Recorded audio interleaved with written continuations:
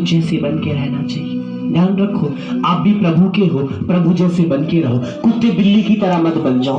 कुत्ते बिल्ली होते हैं ना, छोटी सी बात में फाड़ खाना, छोटी छोटी बात में दांत दिखाना। कुत्ता होता है ना, दांत दिखाना छोटी सी बात में। हम भी दांत दिखाता है, कोई भी बात बोल तो एकदम गुस्से में दांत दिखाना शुरू, झगड़ा करने के लिए, काटने के लिए तैयार, एकदम फाड़ने के लिए तैयार। जरूरी नहीं है दांत से काटेंगे, हम तो जबान से भी काट लेते। जबान से तो और अच्छा काटा जाता है, एकदम निकाल देंगे गोश्त पकड़ के। बहुत अच्छे लोग काट रहे हैं। इसी प्रभु कहता है ध्यान रखो, तुम किसके हो। यदि प्रभु के हो तो प्रभु जैसे बन के रहो। अपने आप को शैतान जैसा मत बनाओ, क्योंकि प्रभु चाहता है आप उसी के जैसे व्यवहार रखो, उसी के जैसे आचरण रखो। और आज प्रभु यही कहता है, यूहन्ना की पुस्तक 15 का 4 से 8 तक हम जब पढ़ते हैं, 15 का 4 से 8 में प्रभु फिर कहता है, मुझ में बने रहो और मैं तुम में, जैसे डाली यदि दाखलता में बनी ना रहे तो अपने आप से नहीं फल सकती, वैसे ही यदि तुम मुझ में बने रहोगे तो नहीं फल सकते। वचन में प्रभु फिर कहता है तुम मुझ में बने रहो और मैं तुम में। प्रभु एक ही बात प्रभु कहता है, तुम कहते तुम मेरे अंदर में रहो, मैं तुम्हारे अंदर में रहूंगा। ये बात है, यदि आप प्रभु में हैं तो प्रभु किस में रहेंगे। यदि आप प्रभु में हैं, प्रभु किस में रहने वाले हैं। ध्यान रखिए, आप में ही रहेंगे। यदि आप इनमें हैं तो ये आप में रहेंगे, यदि आप इनसे दूर हैं तो ये भी आपसे दूर हो जाएंगे। कहता है जैसे डाली दाखलता में जब तक बनी है ये हरी है, जब तक आप परमेश्वर के साथ जुड़े हैं आप सब समय हरे भरे रहने वाले, पर जिस दिन आप इससे टूटकर अलग होते हैं आप बिखरना शुरू हो जाएंगे। धीरे धीरे देखेंगे बिखरना शुरू हो जाएंगे। अब प्रभु यही कहता है कि तुम्हें मुझ में बने रहना, प्रभु में बने रहना है, प्रभु जैसे बन के रहना। आचरण में, सोच में, हालात में प्रभु की तरह बन के रहना। अपने व्यवहार को प्रभु की तरह मिलाने की कोशिश कीजिए। अपनी बोली को थोड़ा बदलिए।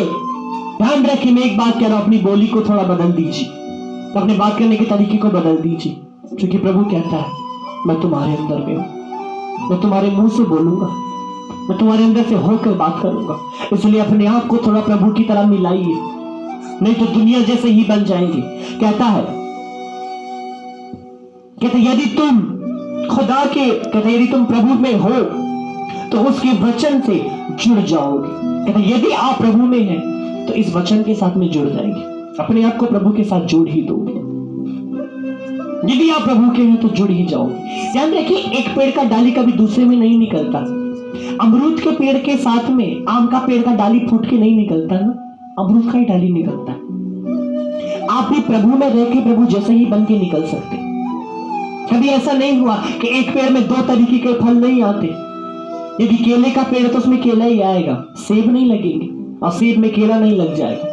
प्रभु भी यही कहता है कि यदि आप प्रभु के हैं तो आपके वचन में वो जुड़े रहना जरूरी है। आप उन्हीं के फल निकल के आएंगे जरूर बाहर। प्रभु कहता है, खोल लेते हैं रोमियो 8 का 10 हम जब पढ़ते हैं वचन में प्रभु फिर हमसे कहता है 8 के 10 में कहता है, रोमियो की पुस्तक 8 के 10 में कहता है, यदि मसीह तुम में है तो देह पाप के कारण मरी हुई है परंतु आत्मा धर्म के कारण जीवित है। कहते यदि प्रभु तुम्हारे अंदर में है, कहते यदि वो खुदा तुम्हारे अंदर में है, कहते देखो तुम शरीर रूप से तो मरे हो परंतु आत्मा में जिंदा, आप प्रभु में जिंदा हो। एक विश्वासी प्रभु में जिंदा किस तरीके से होता है। प्रभु में मरना और प्रभु में जिंदा होना ये 2 चीजें हैं। मरना है अपने स्वभाव को, मरना है अपने चरित्र को, अपनी बातों को, अपने ख्यालात को मारना है, और जिंदा होना है प्यार में, जिंदा होना है दया में, जिंदा होना है क्षमा में, जिंदा होना है प्रभु जैसे बन के। और ये होता मैं प्रभु में जिंदा हूं।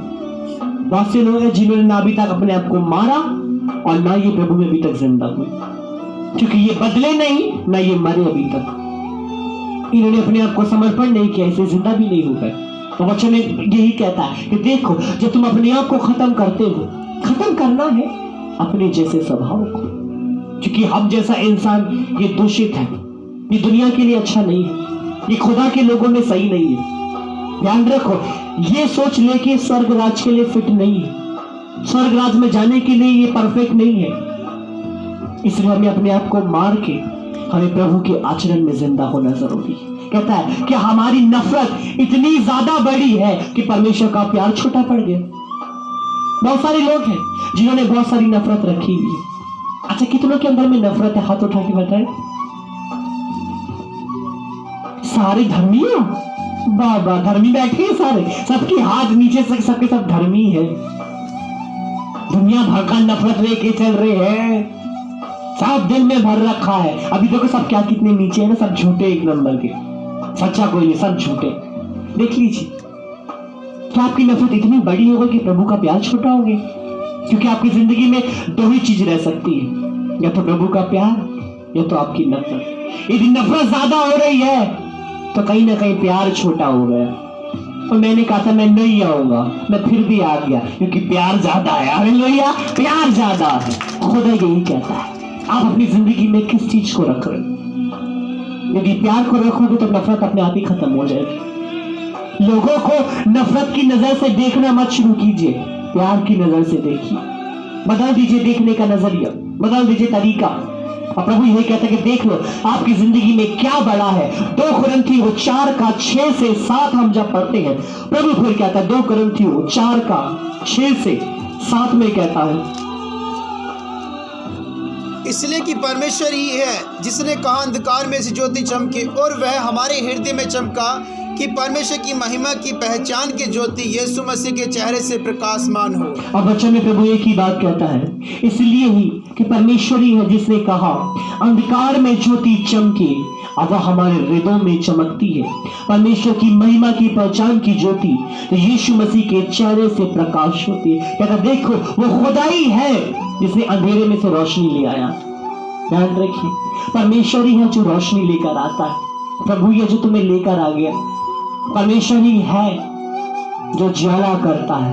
अब वो आपके अंदर से भी रोशनी निकालना चाहता है। बहुतों के दिलों में अंधेरा, ये लाइट तो अभी गई थी फिर दोबारा आ गई, रोशनी हो गई, पर बहुतों के लोग हैं जिनके अंदर के दिलों में अभी भी अंधेरा है। वहां रोशनी अभी तक नहीं आ रही, वहां ज्योति अभी तक नहीं आ रही है, और उन्होंने अभी तक अपने आप को अंधकार में रखा है। प्रभु यही कहता है, कहता है इनके अंदर अंधकार आ चुका है। कहता है पर तो हमारे पास वह धन मिट्टी के बर्तनों में रखा है, या असीम सामर्थ हमारी ओर से नहीं वरना परमेश्वर की ओर से ठहरी। कहता देखो तुम्हारे लिए एक सामर्थ रखी, तुम्हारे लिए कुछ रखा है, और परमेश्वर ने वो आशीष रखी है, आपके लिए वो सामर्थ रखी है, चंगाई रखी है, आपके लिए सुकून रखा है, जिंदगी में चैन रखा है। आपके लिए जिंदगी रोना नहीं रखा कि आप रो रो के जिंदगी को मार दो या रो रो के बर्बाद हो जाओ। आपके लिए दर्द नहीं रखा बा, आंसू नहीं रखे, आपके लिए शांति रखी है, सुकून रखा है। एक ऐसी जिंदगी रखी है जिसमें सुकून हो, जिसमें खुशी हो। प्रभु यही कहता है, गलतियों 2:20 हम जब पढ़ते हैं, प्रभु फिर कहता है गलतियों की पुस्तक 2:20 में कहता है, मैं मसीह के साथ क्रूस पर चढ़ाया गया हूँ, अब मैं जीवित न रहा पर मसीह मुझ में जीवित है। कहता है अब मैं मसीह के साथ क्रूस पर चढ़ाया गया, अब मैं जीवित न रहा पर मसीह मुझ में जीवित है। और शारीरिक में अब जो जीवित हूँ केवल उस विश्वास से जीवित हूँ जो परमेश्वर के पुत्र पर है, जिसने मुझसे प्रेम किया और मेरे लिए अपने आप को दे दिया। अब फिर एक ही बात को पौलुस कहता है कि देखो मैं दुनिया के लिए मर गया। कहता अब मैं जिंदा नहीं हूँ, मैं जिंदा नहीं हूं, मैं तो मर चुका और मेरे अंदर में खुदा जिंदा हो गया। देख लीजिए आपने अभी तक अपने आप को मारा कि नहीं मारा। मैं आपको सही बताऊं, सही समय पे अपने आप को खत्म कर लो ताकि प्रभु आप में जिंदा हो जाए। और मैंने बताया ही है, मारना है आपको अपनी सोच को, अपने ख्यालात को, अपने आचरण को, अपनी बातों को। जैसा तुम सोचते हो इसे मार दो, अपनी जबान को खत्म कर दो ताकि मैं से ऐसा ना बोलूं, और प्रभु में जिंदा होना शुरू हो जाए। प्रभु से ही कहता है अब मैं जिंदा नहीं, मैं मर गया। जिस दिन आप मर जाओगे ना, आप में मसीह जिंदा हो जाएगा, वो प्रभु जिंदा हो जाएगा।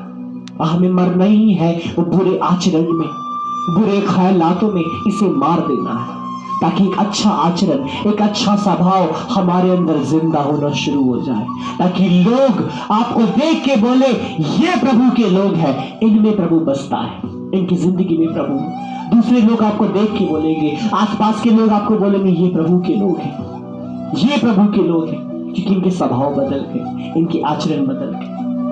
और जब तक यदि हम अपने आप को उस सांचे में नहीं ढाल रहे, अभी तक हम मर नहीं रहे। इसे जरूरी है कि अपनी सारी वो चीजों को खत्म करके हमें प्रभु में जिंदा होना जरूरी है। प्रभु यही चाहता है, ध्यान रखिए, प्रभु यही चाहता है।